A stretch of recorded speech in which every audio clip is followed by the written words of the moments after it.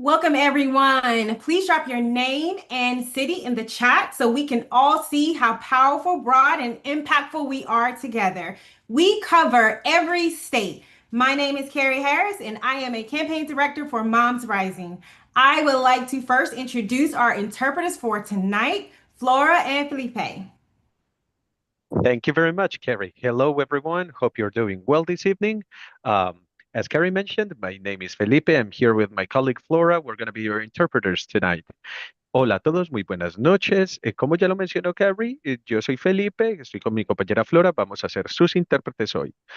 Interpretation is usually located at the bottom of the screen under an icon in the shape of a globe that says Interpretation. La interpretación normalmente está en un icono en forma de globo en la parte inferior de la pantalla que dice interpretación. Click on that and then click on English to hear a live translation of everything you hear in Spanish back into English.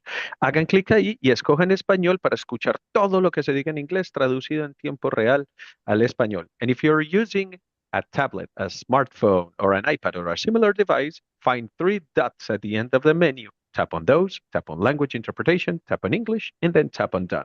Y si están utilizando un dispositivo portátil como un iPad, una tablet o su teléfono, encuentren tres puntitos al final del menú, hagan clic ahí, clic en interpretación de idiomas, clic en español y clic en listo. We will be putting these instructions in the chat as well. Vamos a estar poniendo estas instrucciones en el chat también. If you run into any issues, please don't hesitate to drop us a message in the chat. Si ya llegan a encontrar con problemas con la interpretación, pónganos un mensaje en el chat. I think that's it for us. Back to you.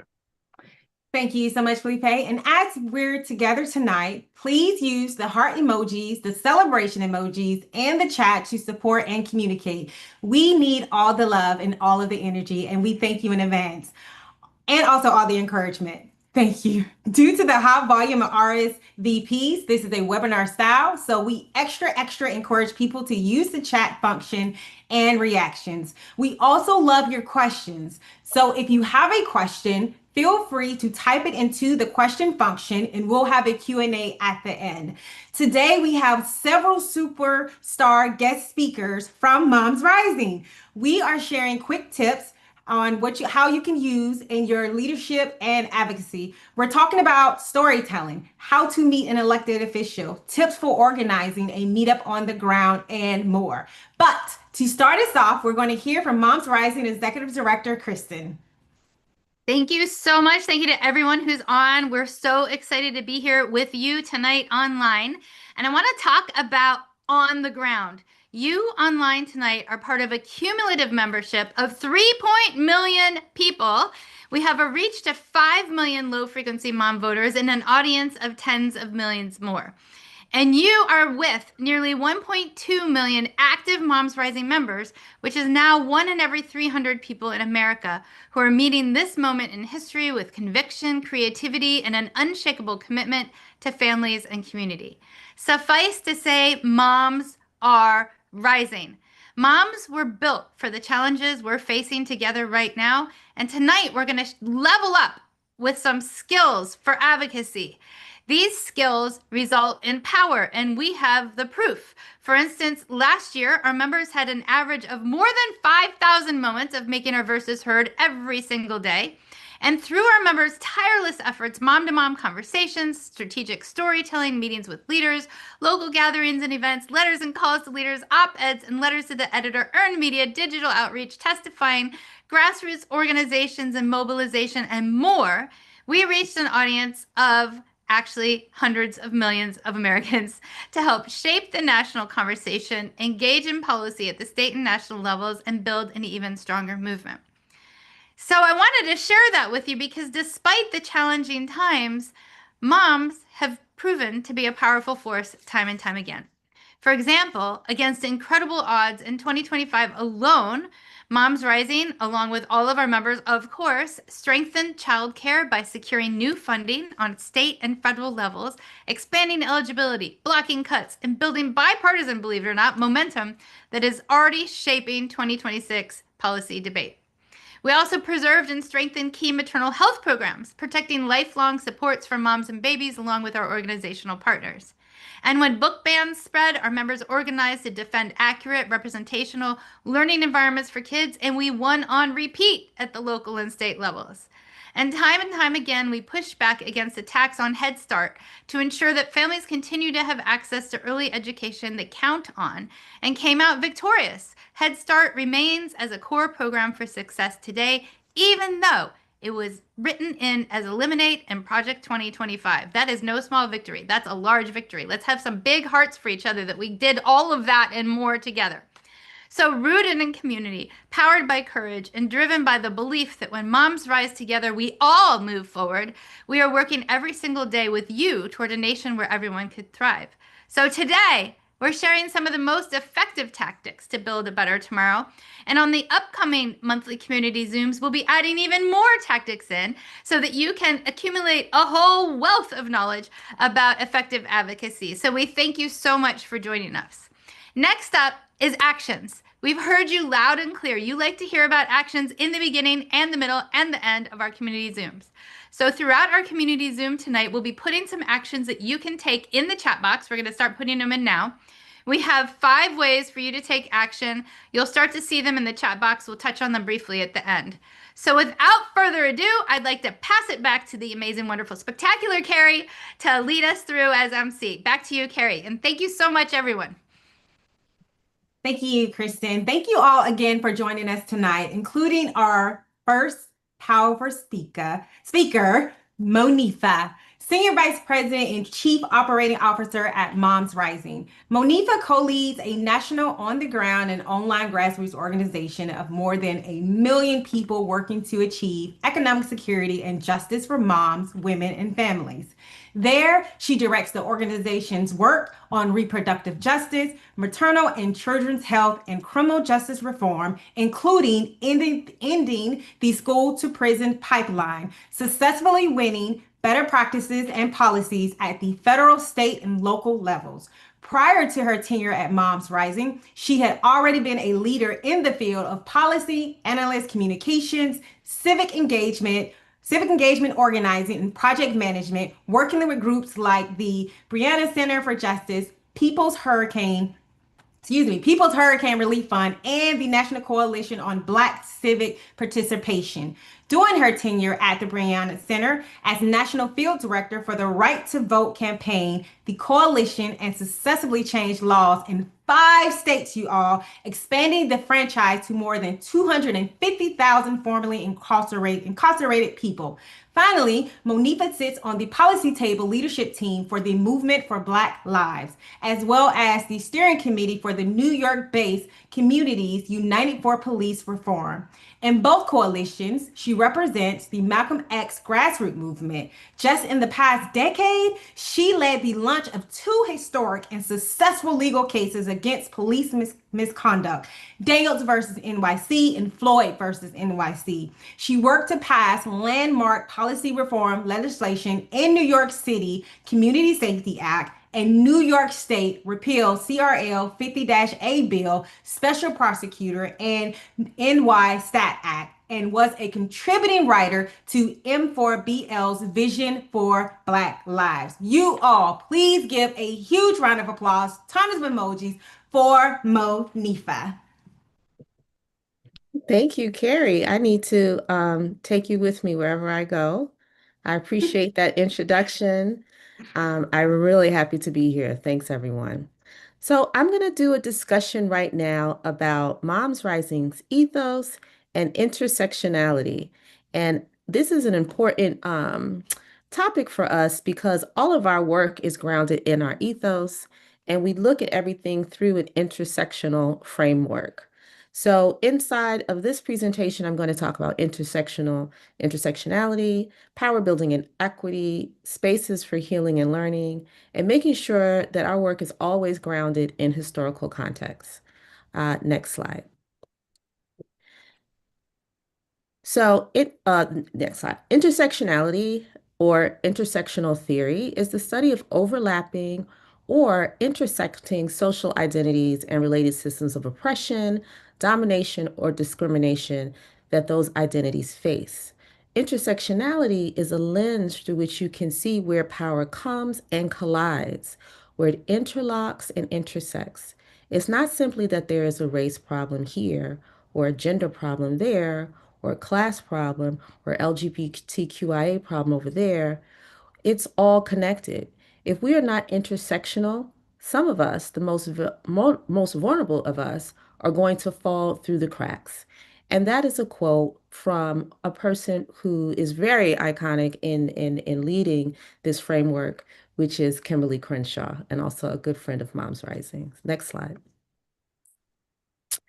Moms Rising is working to build power in communities that have historically been silenced, erased, and excluded from civic engagement and public policy decision making. We work to center the leadership and the voices of women who are most impacted by the issues that are central to our mission. So, again, we are diverse, we're about inclusion, but we're also building power and we're also building equity. Our charge is to make sure that every mother has justice throughout her motherhood. Next slide.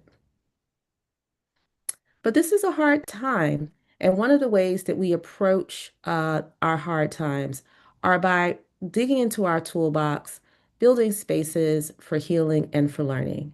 This has been a traumatic decade with the increased visibility of war, violence against Black, Indigenous, people of color, women, and LGBTQ plus folks. We're also still standing in the midst of a historic time with groundbreaking growth of a modern day movement. And Kristen talked about our growth here at Moms Rising and in many of the ecosystems that we're in, whether they're gender justice, movement for Black lives, immigrant rights movements, and powerful people's movements. We are in these spaces and we are both fighting the good fight, but we're feeling the things that are coming. And we also know that we're in a backlash. Next slide.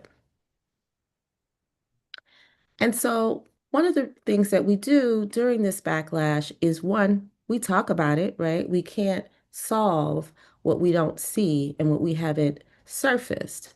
And one of the things that we talk a lot about here is vicarious trauma. And for many of you out there that are doing your local organizing and joining up with the many efforts of Moms Rising, we want to make sure that everyone is taking care of themselves.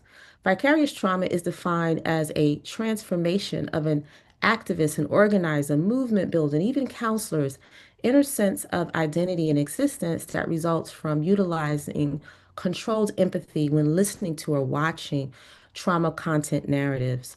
Vicarious trauma is what happens to your neurological or cognitive, physical, psychological, emotional, and spiritual health when you listen to or witness traumatic stories day after day or respond to traumatic situations while having to control your own reactions. Sound familiar? I know many people have been out organizing in their communities, and you have to be able to regulate yourself while actually helping to protect your neighbors. A transformation occurs to your inner self as well as your perception of the world around you that can cause serious impairment if you don't pay attention to it. Things like anxiety and depression. Next slide. So we want to make sure people know that they should be making care spaces, right? Healing through sharing experiences, places where you can download and release emotion, build empathy and leadership, strengthen the overall community by strengthening and supporting individual community members. You know, that time when you come together and you can just be real with each other. Individual and collective political education and growth, like these trainings tonight, and advance your overall politics on race, ethnicity, religion, gender through collective political development. Basically, make sure that we're always designing places where people can relax and be fully expressed without fear of being made to feel uncomfortable or feeling the need to make others comfortable, feeling unwelcome or challenged on account of one's biological sex, race identity, sexual orientation, gender identity or expression, or one's cultural background. Next slide. And all of this is very important because we have to realize that everyone is experiencing what's happening right now in a different way.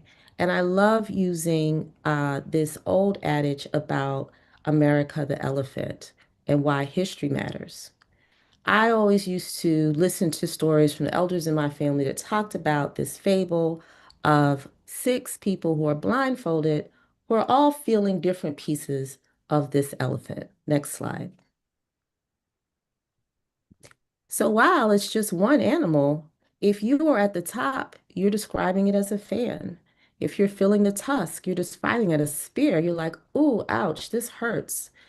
If you're over here by the nose, you're like, oh, this is a snake. If you're by the leg, you're like, it's a tree, it's strong. If you're on the side, you're like, this is a wall. It's preventing me from getting to my goals. And if you're at the tail, you're like, oh, look, this is a rope. No one is wrong. We're experiencing different parts of the same entity, but from different perspectives. Next slide. And this is why it's so important to deploy the Moms Rising ethos and to always be thinking about intersectionality. This is a picture of one of our celebrated people that we study here at Moms Rising, Audre Lorde. And she is very famous for saying there's no such thing as a single issue struggle because we do not live single issue lives. And we always give an amen to that because if you're fighting for paid leave, probably have some issues around childcare. You want to make sure that not only you have health care, but that the elders in your family do, and that is all connected back to health outcomes, status around citizenship. All of these things are interrelated. Next slide.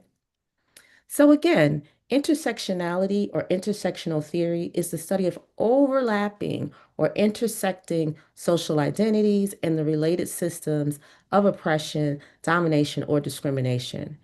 And what we do in the face of understanding this theory is we tell ourselves, number one, to win for women, we need all women. And that number two, what's a win for one woman might not be a win for another. Three, only addressing the symptoms of social justice and ignoring the root causes hurts more than it helps. Four, every woman must define her victory. So that means we have to be listening to one another and working together. And five, that everything exists within a historical context. And by that, we mean everything. Next slide. So we want to touch on a little bit of history that really forces us to say, yeah, we've got to be intersectional. So historically, the feminist movement has been racist, heterosexist, and transphobic. And here's a story that highlights some of the experiences that people have had working in feminist movement. This is a picture of Ida B. Wells Barnett, the journalist who led anti-lynching campaigns in the late 19th century and organized the Alpha Suffrage Club. She brought the Black women members of Alpha with her to participate in the infamous 1913 suffrage parade in Washington, D.C. The organizers of the march, once they got there, asked that her club walk at the back of the parade. She tried to get the white Illinois delegation to support her opposition of this segregation that was happening in D.C., but found few supporters. They were told to either march at the end or not at all. That's an important history. Next slide. Also, historically, the civil rights movement has been sexist and made women of color and their contributions often invisible. And here we have an image of 8-year-old Sylvia Mendez, who played an instrumental role in the Mendez v. Westminster case, which is a landmark desegregation case of 1946, which is 9 years before Brown versus the Board of Education. Story people don't know about. It's often erased. The case successfully ended de jure segregation in California, and she was also represented by Thurgood Marshall, but her story goes untold. So there's erasure and there's been racism. Next slide. And of course, there is sexism across the board. These are powerful women who engaged in leading civil rights movement, and tens of thousands of women participated in the March on Washington on August 28th, 1963. But none of the women civil rights leaders marched in the procession with Dr. King, nor were any of them invited to speak to the enormous crowd. Instead, these women leaders, who did just as much work as the men, if not more, were asked to march on an adjacent street with the wives of the male leaders and to stay in the background. And here we have Daisy Bates, Polly Murray, Fannie Lou Hamer, and Dorothy Heights. Next slide. So why do we begin with history? Here's a quote from actually a mentor of mine, another human rights activist, Yuri Kochiyama, who, when she was a child, her family was interned during the time when the United States was interning members of the community who were Japanese and their families because of the war. And she says, unless we know ourselves and our history and other people and their history, there's really no way that we can really have a positive kind of interaction where there's real understanding. Next slide. So, last but not least, I'll leave with a quote from Indigenous activist and scholar Lila Watson. She says, if you've come to help me, you're wasting your time. But if you've come here because your liberation is tied up with mine, then let's work together. And so to end this presentation, I'd love for folks to consider, as we move forward through the trainings, what must be known about your history for meaningful collaboration with you. And with that, I'll turn it back over to Carrie. And people can feel free to drop some answers to that consideration in the chat box. You all, let's give Mo, I like to call her, a round of applause. And all the hearts, all the emoji. That was an amazing, powerful presentation. Thank you so much, Monifa, for providing us with that. You got me tongue-tied, girl. It was so good. I'm going to go ahead and turn it back over to Kristen. Thank you, Carrie. Thank you, Monifa. That was incredible. Thank you. I saw a lot of support in the chat, people asking for the PowerPoint. So thank you a million trillion times over. Now, it is also my great honor to introduce Felicia Burnett to talk about the power of storytelling. This comes right out of what Monifa was just talking about. What is your story? Felicia is going to talk about the power of your story. She's the National Director for Storytelling Innovations in Healthcare at MomsRising.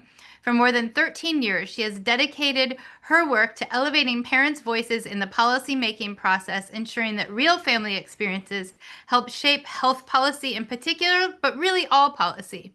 Felicia has led national advocacy to expand families' access to health care, including work supporting the Affordable Care Act. She was invited to the Obama White House to share about her work and her story. She's deeply committed to improving the health outcomes for children, women, moms, and families by centering their stories and building collective power for lasting change. Please join me in sharing a lot of heart emojis, a lot of warm welcome for Felicia. Thank you, Felicia. Now to you. Awesome. Thank you so much, Kristen. That was a great introduction. Hello, everybody. I'm really glad that you're here tonight. Thank you for taking time to be with us. Before we dive in, I want to do a bit of a quick pulse check and just ask, have you ever tried to explain a problem you're experiencing either to a friend or to a neighbor, or maybe even a lawmaker? And you can just tell that they're not getting it, like their eyes are a little glazed over. And if you've ever felt that frustration, just drop me a yes in the chat or give me a thumbs up emoji. We'll see how folks are feeling. Yeah, lots of yeses in the chat. Great. All right, well, can everyone see my screen? Yes. Yeah, okay, great. So that's why we're here. Too often we lead with a bit of a laundry list of statistics when we're trying to go in and talk with lawmakers, but facts tell, stories sell. And that's why I want to share a little bit about the science of empathy. Did you know that research suggests that engaging stories can actually trigger the release of oxytocin, and that increases feelings of trust and connection? Studies show that during a powerful storytelling moment, patterns of brain activity between the speaker and the listener actually can begin to align, which is super cool. And you aren't just giving them information, you're literally changing how they feel. So at Moms Rising, we know that stories have this magical ability to paint vivid pictures in our minds, tug at heartstrings, and forge deep connections.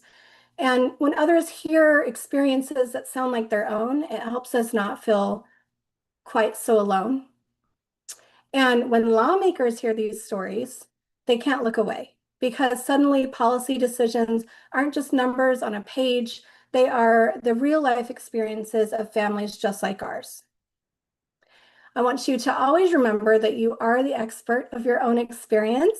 And today we're going to give you that blueprint that can turn your expertise into an undeniable tool for change. So let's talk about the elements of a good story. So when you're talking to a friend, you have pretty much all the time in the world, right? But when you're talking to the media or to a politician or other decision maker, you might have 60 seconds if you're lucky. But you don't need to share your whole autobiography. You just need to have a bit of a spark moment. So to do that, we use 5 building blocks. And these are, think of these kind of as the bones of your story. So first there's the hero, and that's you. So you want to identify your community and the different hats that you wear, like Monifa was talking about, like what are your intersecting identities that have shaped you? Are you a mom, a worker, a neighbor, a friend, a caregiver? And a quick pro tip here on consent. If your story involves kids or a friend or a loved one, be sure to ask for consent. If they're little kids, make sure that you ask yourself, would my child be okay with this being on the news in 5 years? And if the answer is maybe not, just kind of keep the focus on your experience as their parent, because your perspective really is enough. So the second building block is the context of the story, and the context really grounds us. It talks about where we are instead of saying, I live in a rural town. Maybe you should try, I live in a town where the nearest grocery store is about a 40-minute drive on unpaved roads. If you can see the difference, it really, the extra details give the story more of a 3D feel. So really paint the picture in the context with more descriptive words. The third block is the challenge. Now, every story needs a villain, and usually in our work, the villain isn't necessarily a person. Sometimes it is, but isn't necessarily a person. Oftentimes it's a policy gap or an unfair barrier. And so you want to talk about what stood in your way.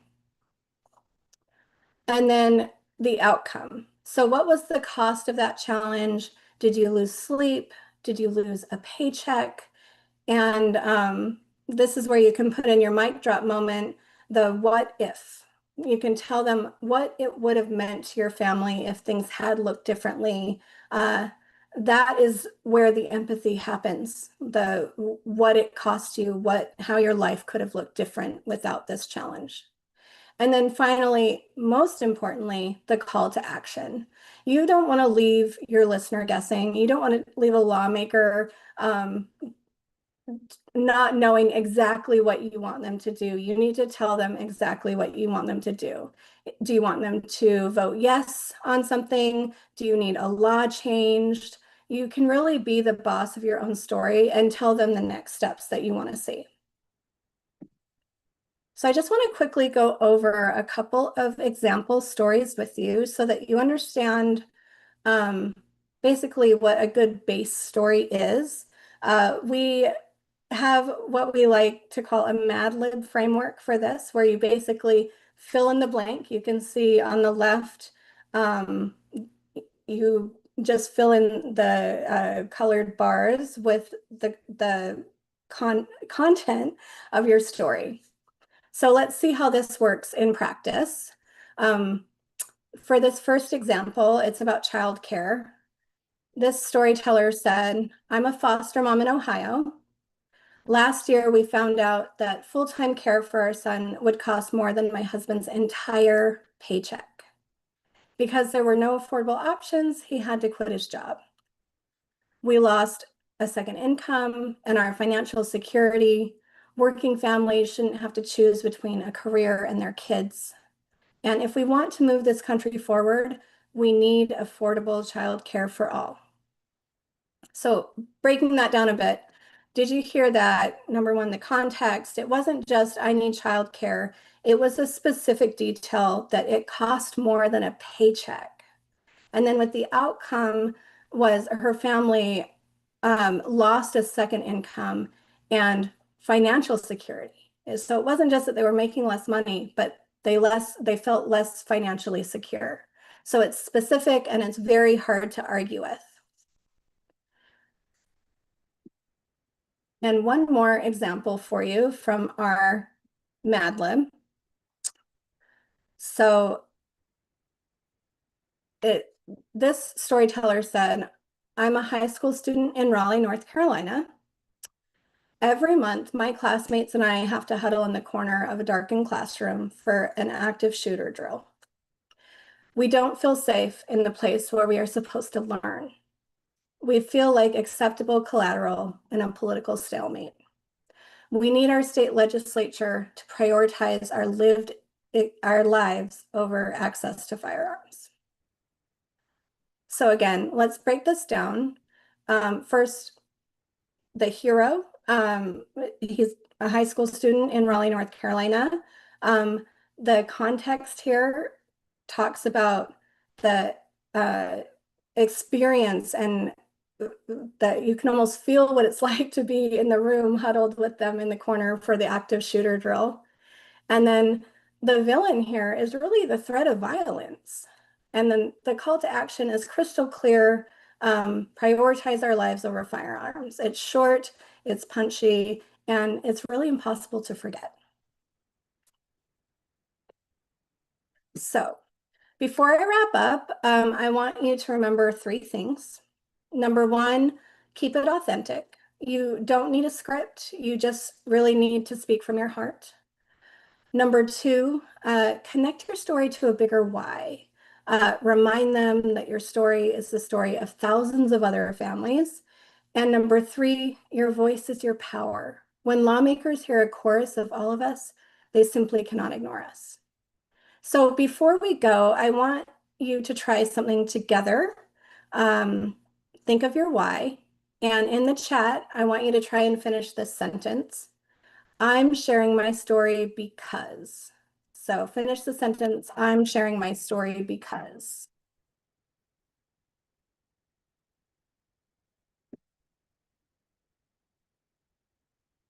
We'll give you a moment also to think about it.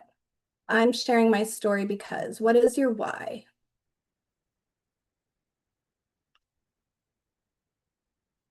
Okay, Randy says, because there's too many victims like myself. Adrian says, because my daughter was born with less rights than I was. Oh, that's a powerful one. Oh, now there's so many coming in so fast. Shira says, because it could help someone. Stephanie says, I'm fighting for my life and the lives of my community. Teresa says, I'm a retiree who wants to give back to her community. Yeah, y'all, we have a lot of grandmas rising also in our community, and we love the grandmas rising as well. Let's see, let's scroll down a bit. Oh, Jim says, I fear for my children. Paige says, because it's not fair that so many hardworking families can't find affordable childcare. That's so real. All right. Well, these are just absolutely wonderful. Take a few moments and read through them because every child deserves to play, not just the able-bodied. I love that, Grace. So this is incredible. Now you have the blueprint, you have the voice, and now I want you to use it.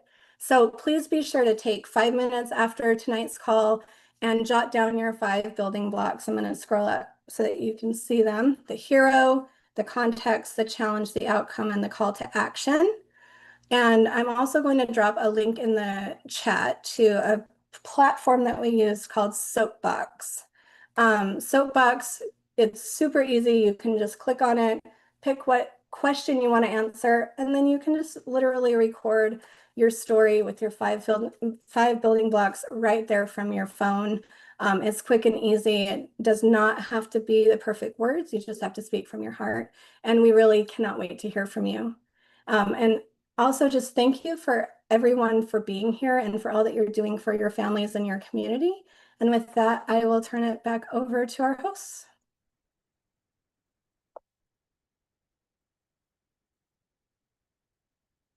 Thank you so much, Felicia. That was amazing. That was great. And especially you introducing everyone to have them think about what is their why when they're telling their story. That was beautifully said and beautifully done. Thank you so, so, so much. All right, I am just going for our next amazing speaker.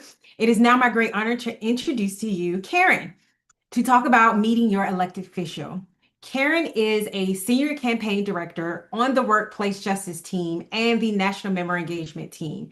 She leads efforts in Pennsylvania on paid leave and medical leave, equal pay, early learning, and more. Her work includes building a vibrant and powerful community of Pennsylvania parents and caregivers who understand challenges facing our families and have the skills to act on them. Karen has over 20 years of experience organizing communities, training advocates, leading campaigns, and building movements around social justice issues. Karen is also a master gardener and runs her family's small sustainable farm in Southern Ohio. You all give it up. Round of applause, heart emojis, all the love. Welcome, Karen. Thank you so much, Carrie. It's so good to be with everybody tonight. I look forward to these calls every month, and I have already learned so much from this evening, and I'm excited to contribute a little bit to the conversation. I'm going to spend just a few minutes walking us through how we engage an elected official. And if we could show the slides, please, that would be great. And while we're getting them up, I'll preface it by saying, engaging our elected officials is one of the levers we use here at Moms Rising. We also spend a lot of time changing the conversation. We call it the narrative around issues. There are times we engage corporations and others, but tonight I'm going to zero in on why and how we engage an elected official or a legislator. Next slide, please. Thank you. So tonight we are going to think about how you identify who represents you. We're going to talk a little bit about how you contact them, and we're going to run through what you say if you get a meeting or a conversation with an elected official. Next slide, please. But to begin, I'm going to talk a little bit about why this even matters. So our elected officials make decisions about issues that shape our daily lives. They literally pull the levers around issues impacting us. We engage them because our stories matter and we know they impact their decisions. In fact, we know research has shown that as few as one story can change how an elected official votes around an issue. We engage them because we're the experts and we know what they need and we know what our system needs. And we never want you to doubt the power of your voice or your validity having a conversation with an elected official. You are your expert. You are an expert in your experience, and they need to listen to what you and your family think needs to happen. And we engage them because it is one of the many ways that democracy stays alive and responsive. Next slide, please. So let's think a little bit about who our elected officials even are. I would love for folks to share, if you know a specific name, that would be great, but also a title. Tell me somebody who represents you at any level. I need your help kind of painting the picture for us. You can put it in the chat. Summerlee, there we go, another Pennsylvanian. Now, Summerlee holds what position? Do we know? I don't mean to put you on the spot. She is a U.S. representative. Great. Okay, I see Senator Ossoff, U.S. representatives. Look at this. Okay, you all know a lot of your reps. School board member. Thank you, Jim. Jim's starting to unpack it a little bit further, more locally. We have a Florida state rep, Emily Gregory. Brilliant. Okay, Latasha D. Mays, I see coming up. All right, thank you. You've named a lot of the levels I was hoping we were going to touch on. Next slide, please.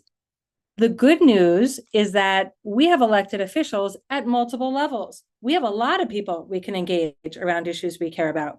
Starting at the federal level, there is, of course, the US president, our US senators, and our US representatives. Going to the state level, we have our governor, who's the executive, kind of mirrors the presidential role. We have state senators and state representatives. Now, all of you on this call seem like you know that, but I want to just plant a seed that I can guarantee some of your friends and neighbors don't necessarily know these are different people. Many times here at Moms Rising, we run into folks who think they have one senator and it's the same person, you know, in their state capital and the federal level. So that's a little bit of education we can all help with as we talk to people about issues. They have them at both levels, the federal and the state level. And even more locally, we have local representatives at the municipal level. They can include, I'm sure you're all naming some of them. Somebody said school board member. We have mayors, we have city council, county commissioners, folks like that. That's going to vary a little bit at the local level, but no, you have these folks as well. Next slide, please. Thank you. We're going to play a quick little game just to get our mind thinking around the different levels of representatives we have. So for these different challenges or issues or campaigns, tell me who at which of these levels we might reach out to. Who holds the levers over this issue? So the first is passing a plastic bag ban in your town. Who is that? Who are we going to reach out to? City council. Okay, it's coming in. Thank you.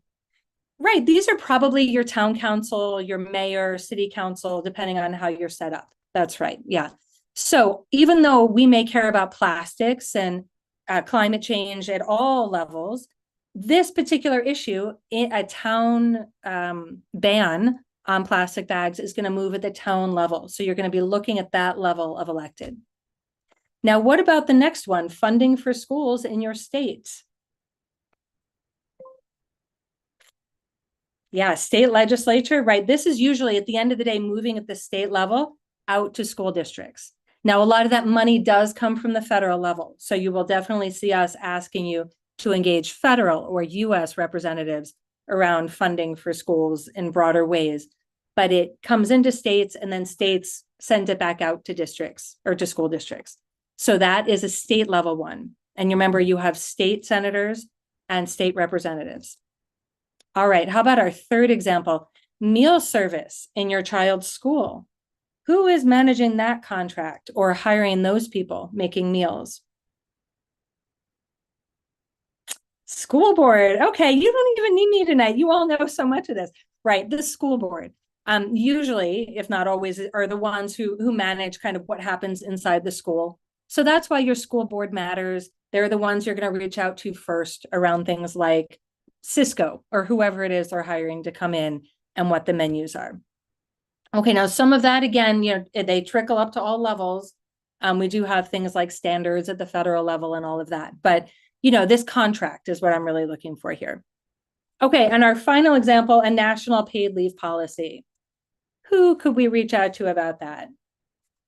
That's right, our US representatives. So our senators and our representatives. That's right. Okay, let's keep it moving to the next slide, please. All right, there are a lot of different ways you can engage your elected official. If you're on Moms Rising's list, which I hope and think you are because you're with us tonight, you often get invitations from us to do things to engage your elected officials. Can folks tell me some ways that you have reached out to any of the people you've mentioned in the chat tonight? A phone call, an email, that's right on. Early and often, we should be calling and emailing our offices. That's right. Social media, that's a great one. Meeting with offices, yeah. Spoken with them at events, signing petitions, brilliant. Okay, I go to her office to visit. Thank you. And next slide, please. You have named many of the ways that we at Moms Rising engage our elected officials, and we line you up to do the same. So if you're on our list, you will get easy ways you can click, sign a petition, share a comment, share a story. Felicia makes it super easy for you to share your story around any number of issues we work on.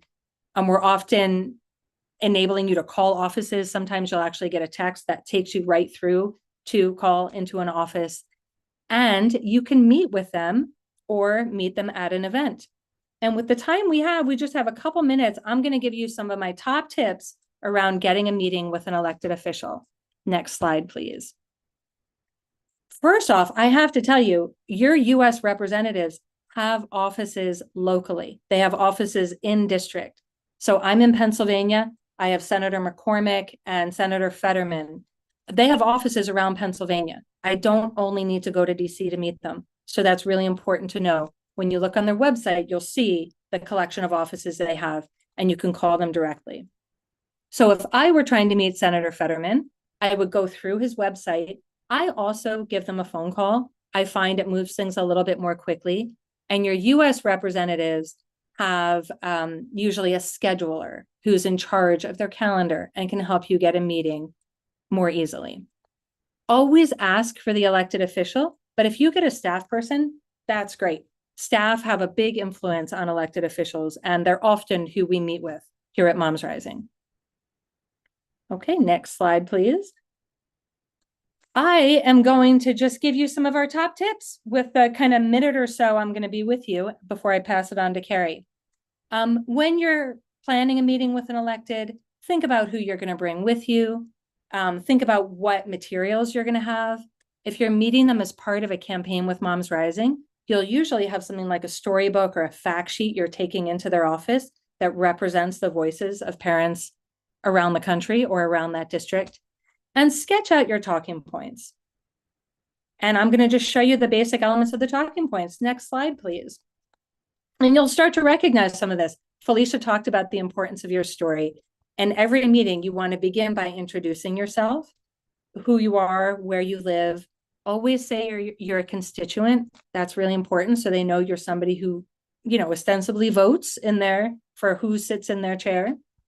Share why you're there and share why it matters to you. So this is where a version of your story comes in.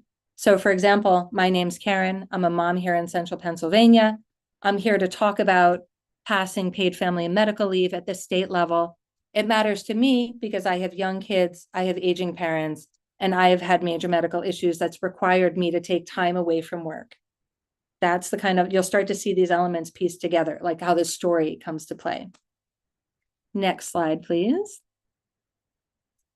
Make sure you have a clear ask. If you're there to talk about paid leave, say that. I'm here to urge you to vote to pass the Family Care Act, which is our state paid family and medical leave program. Now, sometimes there may not yet be legislation around an issue you're there to talk about. That's okay. You can urge them to do something around an issue, to start, to introduce a bill around an issue. You can also urge them to keep up their good work if they're voting in favor of the issue you're there to talk about. You can urge them to not vote for something or to engage their colleagues to not vote for something. There's always something to say, even whether or not you believe this person is already a champion and on board with what you're there to talk about. There's more they can do. They can bring other people along, they can speak to colleagues, and so on. And the kind of all of our meetings end with thanking them for their time, taking notes on anything you need to follow up on. Like if they ask for more information and you don't know the answer, you can get back to them. Tell them you'll get back to them, get the information and get back in touch. And always get a photo so you or we can share it on social media and put additional pressure on there. A lot of folks mention social media in the chat. So we're just going to go forward a couple of slides. And I'm going to pass this on. Next slide, please. That's an example of my story. Next slide, please. We're going to email this to you. We have a handy contact sheet you can use to keep track of who represents you, where their offices are, their phone numbers, their emails, and all of that. Next slide, please. And the reverse side of it has a handy checklist you can use when you get a meeting with a leader. So that's what I'm going to share with you tonight. Meeting a representative is one of the ways we engage them, along with emailing and phone calls. They have offices hopefully close to you, even your US people do, if not your local state folks. You have people at all levels And it is part of what we're here to do in this world, to make sure that our story is heard and they know how we feel about issues. So we hope this helps you feel a little bit more confident engaging your elected officials. And with that, I am going to pass it back because Carrie's got some great tips to share with you as well. Thank you so much, Karen. Let's give some emojis. Let's give some love to Karen. And I want to have a moment now to bring Carrie into the stage again. It's my great honor to officially introduce Carrie Harris, who's going to share tips for organizing an event on the ground. Carrie is a campaign director for our national member engagement team. She's a seasoned community organizer, a training leader with extensive experience in the research sector as well.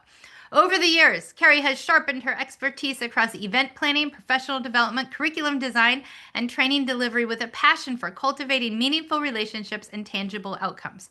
Her work spans corporate gifting, caregiving, and community outreach, all informed by a deep commitment to community health, resilience, and equity. Carrie holds a Bachelor's of Science in Long-Term Care Administration and Management from Georgia Southwestern State University and a Master's in Public Administration from Valdosta State University. She currently resides in Georgia with her 2 daughters and partner. She dedicates herself to strengthening the health and well-being of the communities she serves, and as a collaborative leader, Carrie excels at translating complex research insights into actionable programs, trainings, and resources that empower teams, partners, and stakeholders. Carrie approaches each initiative with empathy, strategic thinking, and unwavering focus on impact. And she's our last trainer tonight. So thank you for sticking with us. Thank you so much, Carrie. Passing the baton to you. Thank you so much, Kristen. Thank you all for holding in with us. If you could, can I have the slides up, please? Thank you so much. I'm going to talk a little bit about organizing and event planning and just give you some great tips on how to do that. Next slide.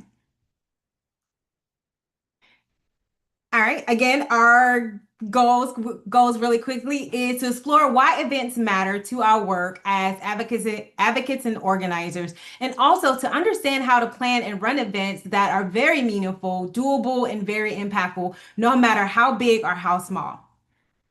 Next slide. All right, so why does events even matter? Why do we do events? Because it creates visibility around the issue.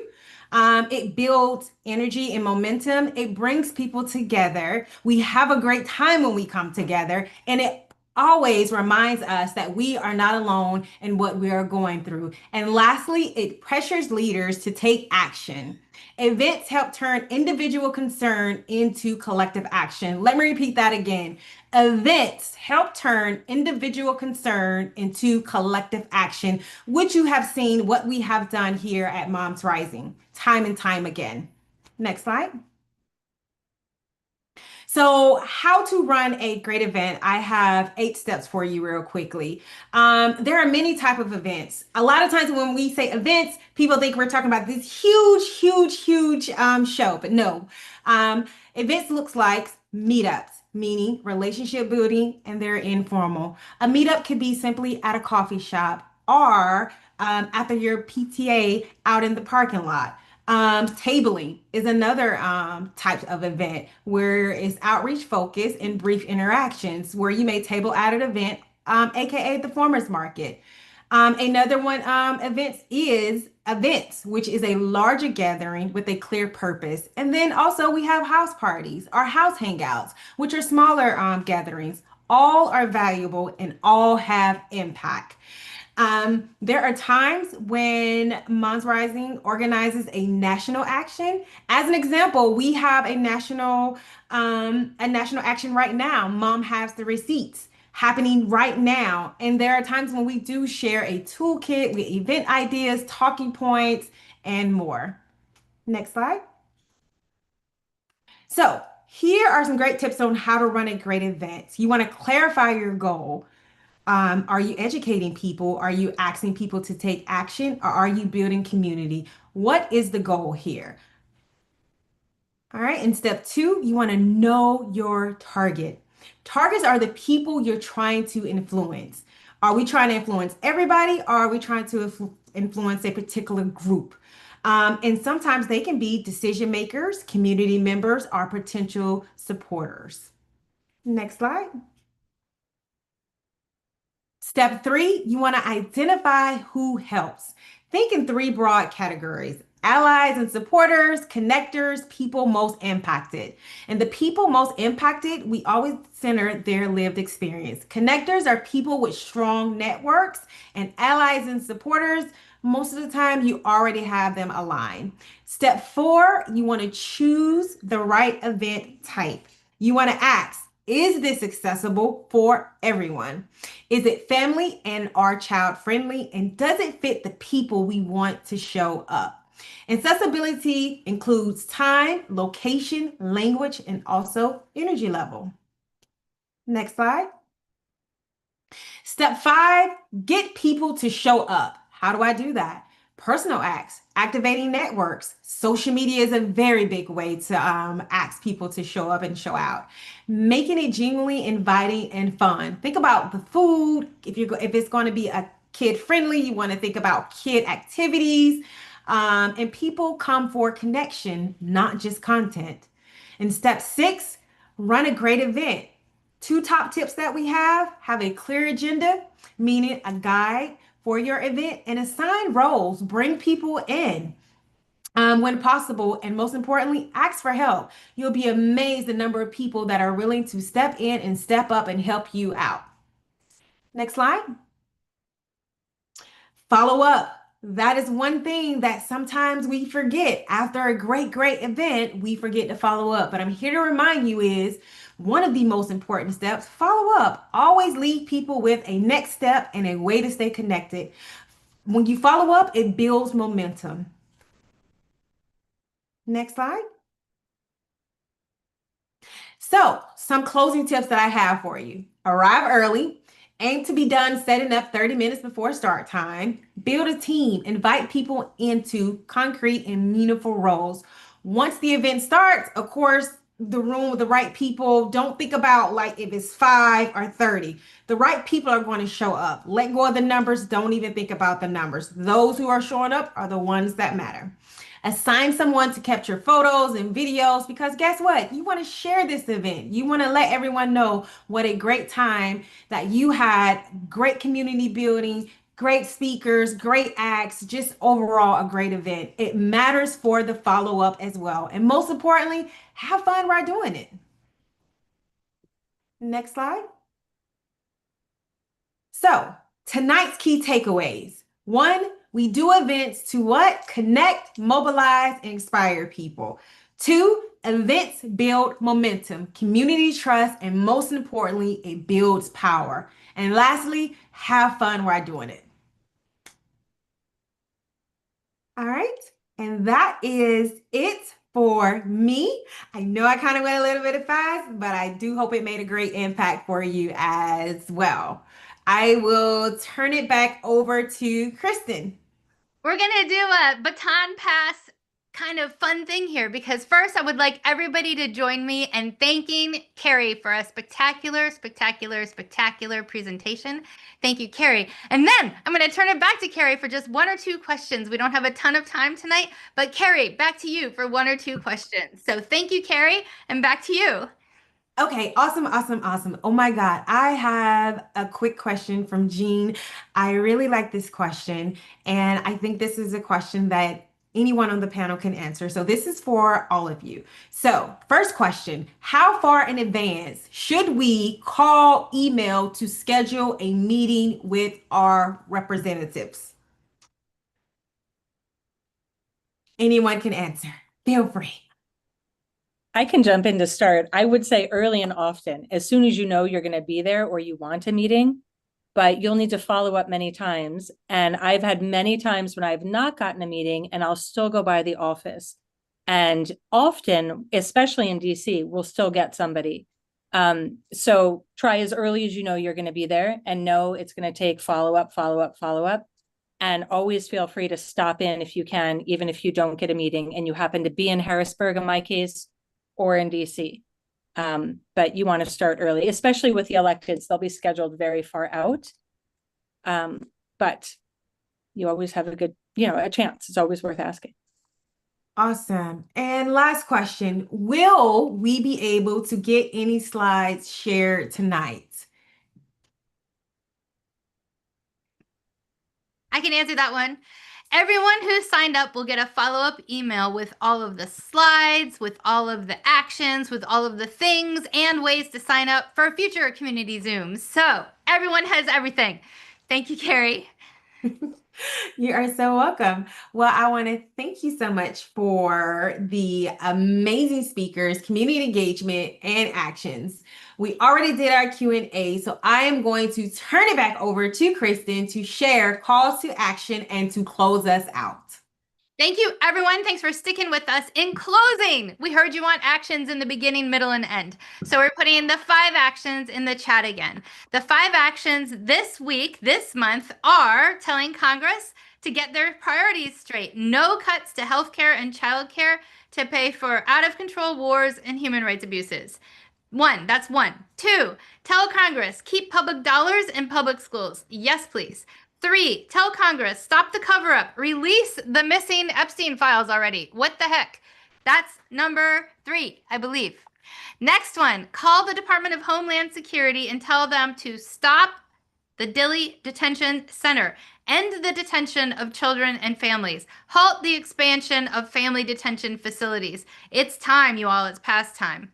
Next week, we're bringing our receipts to Washington, D.C. Gas costs too much, healthcare costs too much, childcare costs too much, everything costs too much. So you can join us online by telling your elected leaders how much per month you pay for all of these things that we've been talking about. We have a link right there for you to do it. I want to stop our meeting right now with the biggest thanks ever. I want to thank you to each and every one of you who spent time with us tonight, who spends time with us every day, building a better tomorrow. Thank you for joining us. We know you're busy. We know you could be doing other things. We're so thankful that you're here with us. Thank you also to our speakers, Monifa, Felicia, and Carrie. Let's give them some emojis. Also give yourself some emojis. Let's put them in the chat. Let's go. Emoji, emoji, emojis. And then I also want to thank our tech team led by Geronimo. Thank you to our interpreters, Murtado and Lucia. And I want to thank again you with the announcement that our next community Zoom is May 21st, and you can sign up online or in the chat. Thank you again, everyone. Have a spectacular, wonderful, and very good night. Thank you. Thank you, everyone. Thank you. Bye. Bye-bye.